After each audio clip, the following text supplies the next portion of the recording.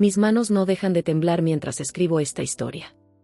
Aquel día estaba sentada en nuestro salón, viendo mi programa de cocina favorito, el único momento de paz que tenía después de un largo día de tareas domésticas. Fue entonces cuando todo cambió. El sonido de la puerta principal azotándose me hizo saltar. Miguel, mi esposo desde hace 2 años, irrumpió en la casa con su madre justo detrás de él.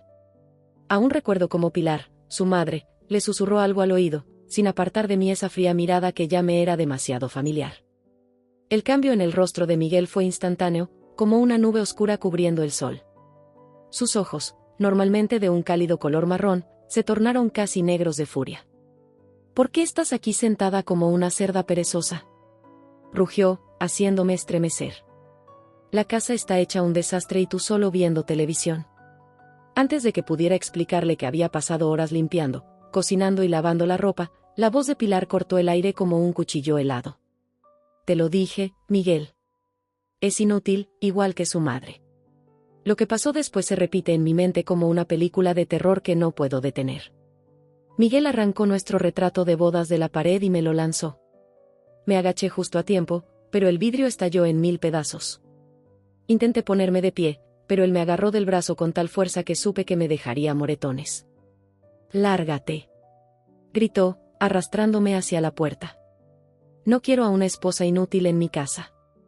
Pilar permaneció inmóvil, con los brazos cruzados y una sonrisa satisfecha en el rostro, mientras su hijo me echaba a la calle en plena noche. Caí de rodillas en la entrada de la casa, sintiendo como la piel se me raspaba contra el concreto. Mi teléfono, gracias a Dios en mi bolsillo, era mi única esperanza.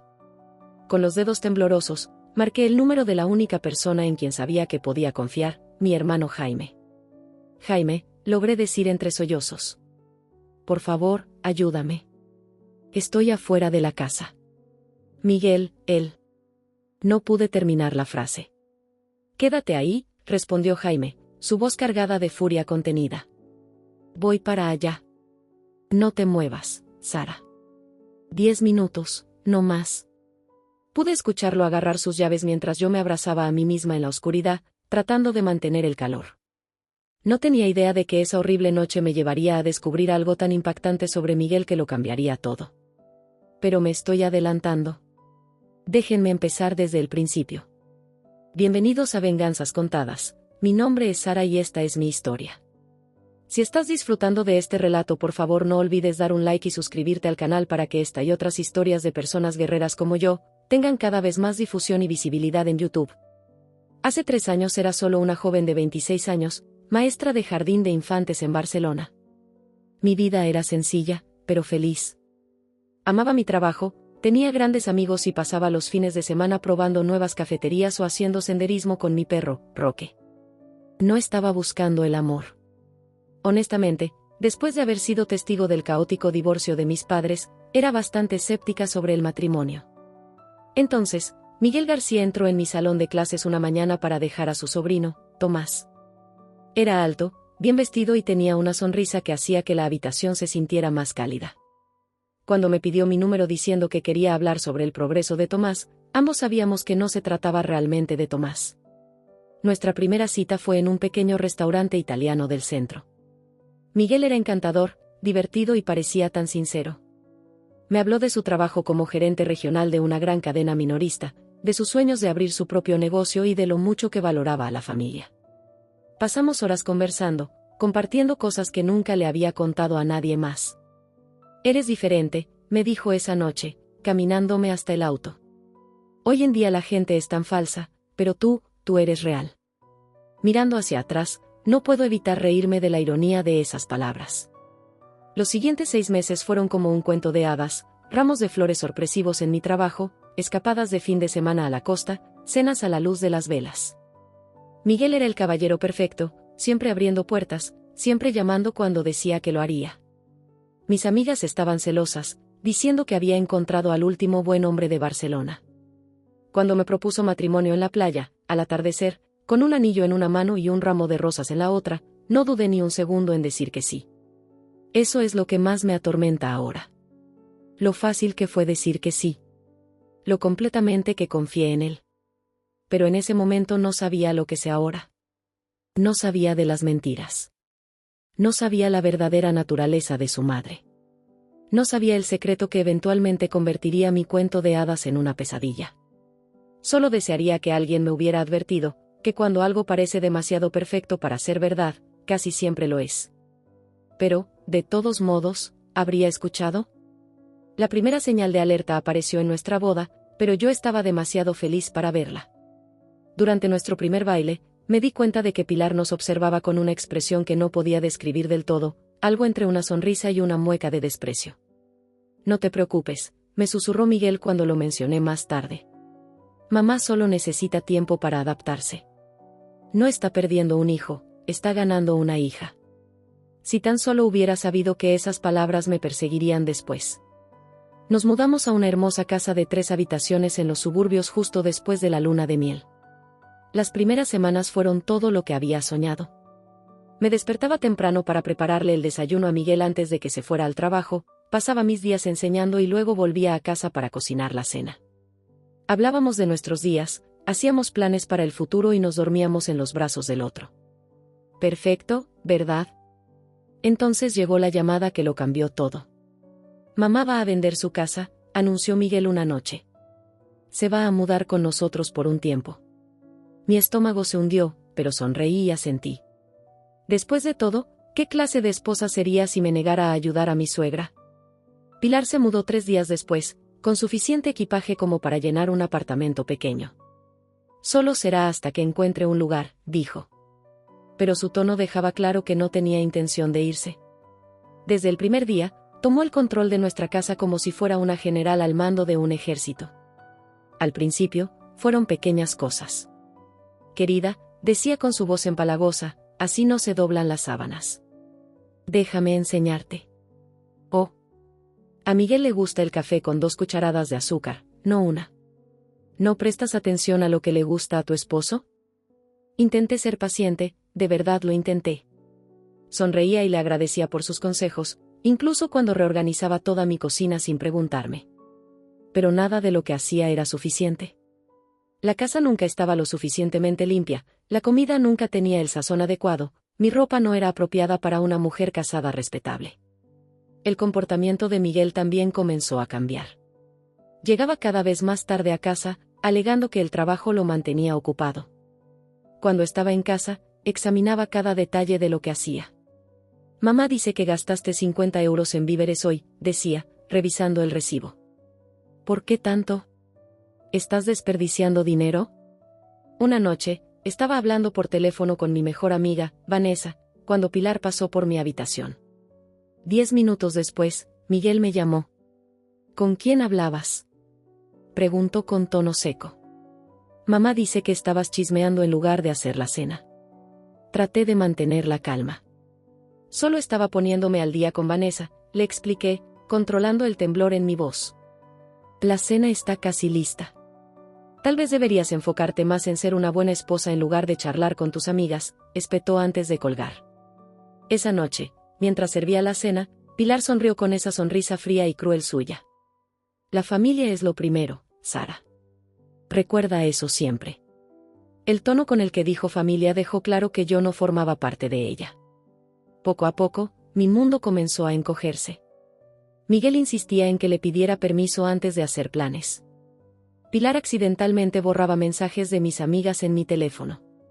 Si quería visitar a mi hermano Jaime, siempre había una razón para que no pudiera hacerlo. Te estás alejando de todos, me dijo Vanessa en una de nuestras cada vez más escasas llamadas. Nos preocupas. Todo está bien, mentí, observando a Pilar acechar en el umbral de la puerta. Solo estoy ocupada con cosas de la familia. Pero no estaba bien.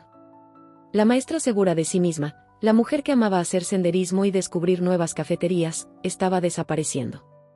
En su lugar, quedaba alguien que saltaba ante su propia sombra y se disculpaba por respirar demasiado fuerte. Entonces llegó el día en que descubrí que estaba embarazada. Estaba emocionada, planeando cómo darle la noticia a Miguel. Pero cuando lo compartí en la cena, el tenedor de Pilar cayó ruidosamente sobre su plato. ¿Embarazada? Prácticamente escupió la palabra. Apenas puedes ocuparte de esta casa, ¿cómo esperas criar a un hijo? Miré a Miguel en busca de apoyo, pero él solo bajó la mirada a su plato. Mamá tiene razón, murmuró. Tal vez deberíamos esperar. 2 días después, comencé a sentir un dolor agudo. Para cuando Jaime me llevó de urgencia al hospital, ya era demasiado tarde. Había perdido al bebé. Cuando regresé a casa, Pilar servía la cena a Miguel como si nada hubiera pasado. Es lo mejor, dijo, sin siquiera mirarme. No estabas lista. Esa noche, llorando en el baño, me di cuenta de que algo tenía que cambiar. Pero no sabía hasta qué punto tendrían que empeorar las cosas antes de que encontrara la fuerza para hacerlo. Sin embargo, después de pensarlo mucho, decidí que aún quería construir una vida para mí misma. Mirando atrás, desearía poder decirle a mi yo del pasado lo que sé ahora. Que el amor no debería doler. Que la familia no significa control. Que a veces, lo más valiente que puedes hacer es alejarte. Pero estaba a punto de aprender todas esas lecciones, de la peor manera. El día en que todo se derrumbó empezó como cualquier otro. Me desperté temprano, preparé el desayuno y limpié la casa hasta dejarla reluciente. Últimamente, Pilar había estado más crítica que nunca, encontrando polvo en rincones donde no existía y reorganizando muebles que yo acababa de colocar. Mis manos estaban enrojecidas y agrietadas de tanto restregar, pero estaba decidida a demostrarle que no era una floja, como siempre me llamaba. Alrededor de las 4 de la tarde, después de terminar la colada y preparar la cena, me desplomé en el sofá. Me dolía todo el cuerpo. El control remoto de la televisión pesaba en mi mano cuando encendí el canal de cocina, mi pequeño escape de la realidad. El programa mostraba una receta que mi padre solía hacer antes de fallecer el año pasado. Por un momento, me sentí cerca de él de nuevo. El sonido del auto de Miguel entrando en la cochera hizo que mi corazón se acelerara. Era demasiado temprano para que estuviera en casa. Algo estaba mal. La puerta principal se abrió de golpe y escuché los tacones de Pilar resonar contra el suelo de madera. Debió haberlo estado esperando. Mírala, susurró Pilar con desdén, su voz resonando por la sala. Sentada ahí, mientras sus camisas ni siquiera están planchadas. Revisé la cena y ni siquiera ha comenzado a cocinar. Mi estómago se encogió. Había planchado sus camisas esa misma mañana. Estaban colgadas en el armario, perfectamente alineadas. La cena estaba marinándose en el refrigerador, lista para cocinarse. Pero antes de que pudiera abrir la boca, el rostro de Miguel se transformó en algo que no reconocí. «Levántate», gruñó, avanzando hacia mí con pasos pesados. Me puse de pie de inmediato, con las piernas temblando. «Miguel, hice todo, tus camisas están». «Cállate». Su rugido me hizo estremecer. «Lo único que haces es dar excusas». «Mamá tiene razón. No eres más que una decepción». «Por favor», susurré, retrocediendo. «Déjame mostrarte las camisas, déjame explicarte, por favor». Fue entonces cuando agarró el jarrón de la mesa de centro, el regalo de bodas de mi abuela, y lo lanzó contra la pared, justo al lado de mi cabeza. El vidrio estalló en pedazos. Un fragmento me cortó la mejilla y sentí la cálida sangre deslizarse por mi piel. Pilar se quedó en el umbral de la puerta, con los brazos cruzados. «Mira lo que lo hiciste hacer», dijo con calma, como si estuviera viendo un programa de televisión medianamente interesante. «Si fueras una mejor esposa, no se enojaría tanto». Miguel avanzó hacia mí, con los puños apretados. «Lárgate», gruñó. «Quiero que salgas de mi casa ahora mismo». «¿A dónde se supone que voy a ir?», pregunté, con lágrimas mezclándose con la sangre en mi mejilla. «No es mi problema».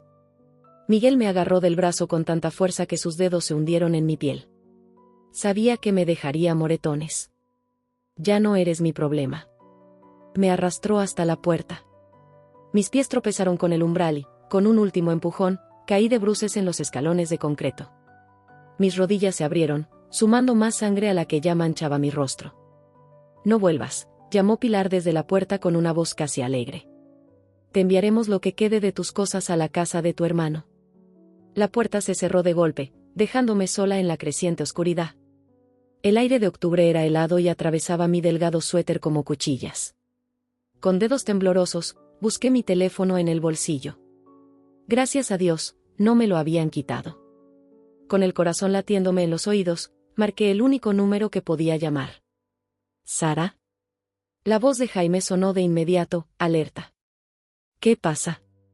No podía articular bien las palabras entre los sollozos. Por favor. ¿Necesito ayuda? Miguel. ¿Dónde estás? Escuché el sonido de llaves tintineando al otro lado de la línea. No importa. Sé dónde estás. Quédate exactamente donde estás. Estoy en camino ahora mismo. No te muevas. No vuelvas a entrar. Solo espera por mí. Me acurruqué junto a la puerta del garaje, cada sonido me hacía estremecer. ¿Saldría Miguel de nuevo? ¿Intentaría hacerme más daño? Los 10 minutos que tardó Jaime en llegar me parecieron 10 horas. Su auto frenó de golpe frente a la casa y salió incluso antes de que el motor se apagara. Cuando vio mi rostro, mis rodillas ensangrentadas y la forma en que no podía dejar de temblar, su expresión se endureció. Voy a llamar a la policía, dijo, ayudándome a ponerme de pie. No, agarré su brazo. Por favor, aún no. Solo sácame de aquí. Por favor.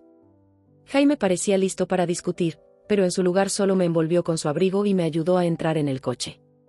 Mientras nos alejábamos, eché un último vistazo a la casa a través del espejo retrovisor. Pilar estaba en la ventana del segundo piso, observándonos. Aún con esa sonrisa satisfecha en su rostro. Pero lo que ella no sabía era que esa sonrisa pronto desaparecería para siempre. Jaime condujo directo a la sala de emergencias, a pesar de mis protestas. Sara, dijo con firmeza, con los nudillos blancos de apretar el volante. Estás sangrando, temblando, y estoy bastante seguro de que esas marcas en tu brazo se convertirán en horribles moretones. Vamos a que te revisen. El hospital estaba sorprendentemente tranquilo esa noche. Mientras una enfermera limpiaba el corte en mi mejilla y vendaba mis rodillas, finalmente le conté todo a Jaime. El control. El aislamiento. Las manipulaciones de Pilar. El bebé que perdí. Las palabras salieron de mí como si una represa se rompiera. Jaime empezó a caminar de un lado a otro de la pequeña sala de exámenes, pasándose las manos por el cabello, como hacía cuando éramos niños y algo lo molestaba. ¿Por qué no me dijiste antes?, preguntó, su voz entrecortada. ¿Tenía miedo?, susurré. ¿Y me daba vergüenza? Seguía esperando que las cosas cambiaran. La doctora insistió en documentar mis heridas, por si acaso, dijo, mientras tomaba fotos de los moretones que ya estaban oscureciendo en mi brazo. También me entregó una tarjeta con el número de una consejera para víctimas de violencia doméstica. Mi número está en esa tarjeta, dijo, apretando suavemente mi mano antes de irse. Era casi medianoche cuando llegamos al apartamento de Jaime. Su novia, Emma, nos esperaba con té caliente y un par de pijamas limpios. Preparé el cuarto de invitados, dijo, abrazándome con dulzura. Quédate el tiempo que necesites.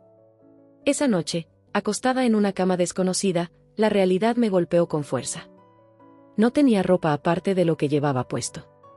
No tenía acceso a nuestra cuenta bancaria conjunta. No tenía trabajo, porque Miguel me había convencido de dejar la enseñanza 6 meses atrás. Estaba empezando desde cero. Pero entonces recordé algo que me hizo sentarme de golpe en la cama. 2 semanas atrás, había escuchado a Miguel hablar por teléfono con alguien llamado Marcos. Algo sobre mover el dinero y mantener las cosas en silencio. En ese momento no le di importancia, pero ahora. A la mañana siguiente, se lo conté a Jaime. Escuchó atentamente y luego hizo una llamada. Mi amigo Alex, explicó después de colgar. Es investigador privado. Va a revisar las finanzas de Miguel. No podemos pagar eso, protesté. Si podemos, me interrumpió Jaime. Y lo haremos. Algo aquí no encaja, Sara. Ese nivel de control, la forma en que él y Pilar te aislaron. Apuesto a que el dinero no es lo único que está escondiendo. Alex vino esa misma tarde. Era más joven de lo que esperaba, quizás de unos 30 años, con ojos amables y una libreta llena de preguntas. Durante 2 horas, le conté todo lo que pude recordar sobre el horario de trabajo de Miguel, sus llamadas, los nombres que había escuchado. Una cosa más, dije, justo cuando Alex se disponía a irse. El mes pasado vi a Pilar triturando papeles en la oficina de Miguel en casa. Cuando le pregunté, dijo que eran facturas viejas, pero se veía nerviosa. Los ojos de Alex brillaron con interés. Eso es muy interesante, dijo, anotando algo más en su libreta. Dame una semana. Descubriré qué están ocultando. Esa semana fue una de las más difíciles de mi vida. Saltaba con cada sonido, esperando que Miguel apareciera en la puerta de Jaime. Tenía pesadillas con la expresión en su rostro cuando me echó de la casa. Pero, poco a poco, con la ayuda de Emma y Jaime, comencé a sentirme más fuerte. Emma me ayudó a presentar una orden de restricción. Jaime me llevó a reunirme con un abogado de divorcio. Y, poco a poco, empecé a recordar quién era antes de que Miguel y Pilar entraran en mi vida. Entonces llegó la llamada que lo cambió todo. Necesitas venir a mi oficina, dijo Alex, su voz tensa. He encontrado algo grande. Cuando Jaime y yo entramos en su oficina una hora después, la pared detrás de su escritorio estaba cubierta de documentos, fotos y notas adhesivas, todas conectadas por hilos rojos. Parecía una escena sacada de un programa policial. Alex señaló un documento. Tu esposo, dijo con seriedad, no es solo un gerente regional. Mis piernas se debilitaron y Jaime me ayudó a sentarme en una silla mientras Alex continuaba. Y eso no es todo. Sacó más papeles y los colocó sobre la mesa. ¿Recuerdas los documentos que Pilar estaba triturando? Logré rastrear algunas transacciones. Han estado robando de los fondos de pensiones de los empleados, falsificando facturas y ocultando millones en cuentas offshore. Miré la pared llena de evidencia, mi mente dando vueltas. ¿Cuánto dinero estamos hablando? La respuesta de Alex me heló la sangre. Al menos 20 millones de euros. Y luego mostró una foto de Pilar saliendo de un banco. Tu suegra no solo lo está encubriendo, ha estado ayudándolo a hacerlo durante años. Jaime me agarró del hombro con firmeza. Tenemos que llevar esto a la policía. Asentí lentamente, sintiendo cómo la conmoción se transformaba en determinación. Miguel y Pilar pensaban que me habían roto, pero acababan de cometer el error más grande de sus vidas. Jamás vieron venir lo que les esperaba. A la mañana siguiente, nos reunimos con la detective Sara Torres en la estación de policía. Extendió todas las pruebas que Alex había reunido sobre su escritorio, su expresión volviéndose cada vez más seria a medida que revisaba cada documento. Esto es enorme, dijo finalmente, levantando la vista. Lavado de dinero, fraude en pensiones, evasión de impuestos. Su esposo y su suegra podrían enfrentar muchos años en prisión. Pero luego hizo una pausa, con una mirada de preocupación. Tienen que entender lo que viene después. Esto no será fácil. Y tenía razón. No lo fue. Apenas unas horas después de que la policía iniciara la investigación, Miguel empezó a llamar. Primero a mi teléfono, luego al de Jaime. Cuando no contestamos, comenzaron los mensajes de texto. Cariño, por favor, vuelve a casa. Podemos resolver esto. Te extraño. Mamá también está arrepentida. Sea lo que sea que creas saber, estás equivocada. Y luego el tono cambió. Estás cometiendo un gran error. No tienes idea de lo que estás haciendo. Vas a arrepentirte. Cada mensaje hacía que mis manos temblaran. Pero los guardé todos. La detective Torres dijo que demostrarían su patrón de manipulación y serían más evidencia para nuestro caso. 3 días después, mientras preparaba café en la cocina de Jaime, Emma entró corriendo. «Prende las noticias», exclamó, agarrando el control remoto. Ahí estaba. El logo de la empresa de Miguel en la pantalla, acompañado por un gran titular. Gran cadena minorista bajo investigación por fraude financiero. El reportero estaba de pie frente a la oficina de Miguel mientras la policía escoltaba a personas esposadas. Se han realizado múltiples arrestos esta mañana en conexión con lo que las autoridades llaman uno de los esquemas de fraude corporativo más grandes en la historia del Estado. Mi teléfono comenzó a vibrar de inmediato. Pilar. Contesté y puse el altavoz, como la detective Torres me había indicado. ¿Qué has hecho?, escupió con furia. Eres una ingrata y estúpida, Sara. Pero antes de que pudiera continuar, la voz de la detective Torres se escuchó en la línea. Aquí la detective Torres. Cualquier intento adicional de contactar o intimidar a la señora García resultará en más cargos. ¿Entiende? Hubo un silencio absoluto. Luego la línea se cortó. Las siguientes semanas fueron un torbellino de entrevistas con la policía, reuniones con fiscales y preparativos tanto para los cargos criminales como para mi caso de divorcio. Cada día surgía más evidencia. Más empleados comenzaron a hablar, revelando cómo Miguel y Pilar los habían amenazado para mantenerlos en silencio. Estaban robando de los fondos de jubilación de sus propios trabajadores, dijo Jaime una noche, leyendo el último informe. De personas que confiaban en ellos. Pensé en todas las veces que Miguel me criticó por gastar demasiado en comestibles, mientras él robaba millones. En todas las veces que Pilar me llamó inútil, mientras ayudaba a su hijo a arruinar vidas. El juicio preliminar se fijó para un martes. Cuando entré en la corte, vi a Miguel por primera vez desde aquella noche. Se veía más pequeño de lo que recordaba. Su costoso traje colgaba suelto en su cuerpo. Pilar estaba sentada detrás de él, su sonrisa arrogante reemplazada por una expresión de miedo. Miguel intentó captar mi mirada, pero yo mantuve la cabeza en alto y miré al frente. Jaime me apretó la mano cuando subí al estrado. Durante 2 horas, testifiqué sobre todo. El control. El aislamiento. El abuso. Y finalmente, las actividades sospechosas que había presenciado. El abogado de Miguel intentó pintarme como una exesposa vengativa. Pero la evidencia financiera era abrumadora. Señora García, dijo el fiscal, ¿puede contarnos sobre la noche del 15 de octubre? Respiré hondo y describí cómo Miguel me había echado a la calle. Mientras hablaba, observé la cara de Pilar. Por primera vez desde que la conocí, se veía asustada. Al final de la audiencia, Miguel y Pilar fueron acusados de múltiples delitos graves. El juez negó la fianza, declarando que eran un riesgo de fuga debido a sus cuentas offshore. Cuando los sacaban esposados, Pilar giró la cabeza y me lanzó una última mirada de odio. Pero esta vez, no me estremecí. Le sostuve la mirada. ¿Estás bien?, me preguntó Jaime al salir del juzgado. Me detuve un momento a pensarlo. ¿Sabes qué?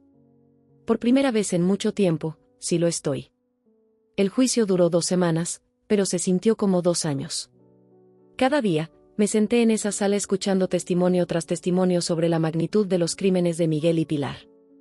Ex-empleados declararon sobre sus amenazas e intimidaciones. Expertos financieros explicaron cómo habían robado millones. Cada revelación me hizo darme cuenta de lo poco que había conocido al hombre con el que me casé. El último día, el abogado de Miguel intentó hacer un último esfuerzo por desacreditarme. Su señoría, dijo, con fingida indignación, mi cliente está siendo castigado por una venganza personal de su esposa. Esta investigación fue orquestada por resentimiento tras una simple disputa doméstica. El fiscal ni siquiera se molestó en discutir. Simplemente levantó las fotos de la sala de emergencias. Mi brazo lleno de moretones. Mi mejilla cortada. Mi rodilla abierta. Esto no es venganza, dijo en voz baja. Es justicia. El jurado solo tardó 4 horas en llegar a su veredicto. Culpables en todos los cargos.